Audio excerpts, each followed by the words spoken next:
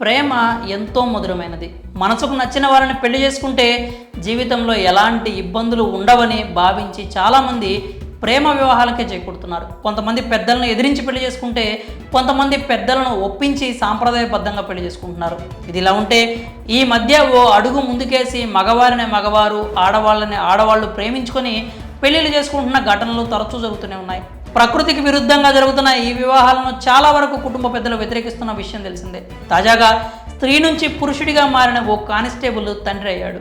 ఓ lady constable పురుషుడిగా మారి మరో మహిళను వివాహం చేసుకుంది. వీరి పెళ్ళైన 4 ఏళ్ల తర్వాత పండంటి మగ బిడ్డకు తండ్రి అయింది. వినడానికి చోద్యంగా ఉన్న ఇది నిజం. ఈ ఘటన మహారాష్ట్రలోని బీడ్ జిల్లాలో జరిగింది.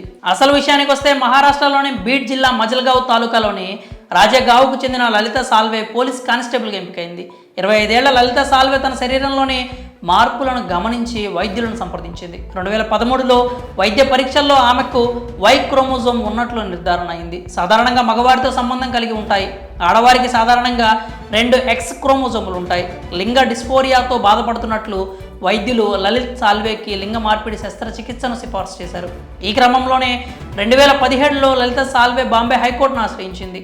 లింగ మార్పిడి సర్జరీ కోసం 1 నెల రోజులు సెలవు కోరింది.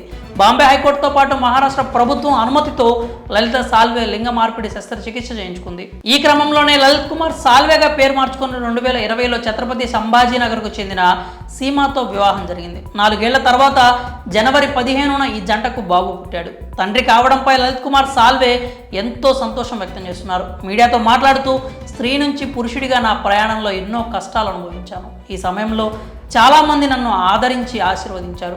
నా భార్య సీమ బిడ్డను కనాలనుకుంది. ఇప్పుడు తండ్రిని అయినందుకు చాలా సంతోషంగా ఉంది. కుమారుడికి ఆరుష్ అని నామకరణం చేస్తామని లలిత్ కుమార్ సాల్వే చెప్పాడు. ఈ విషయంపై మీ అభిప్రాయాలను కామెంట్స్ రూపంలో తెలియజేయండి.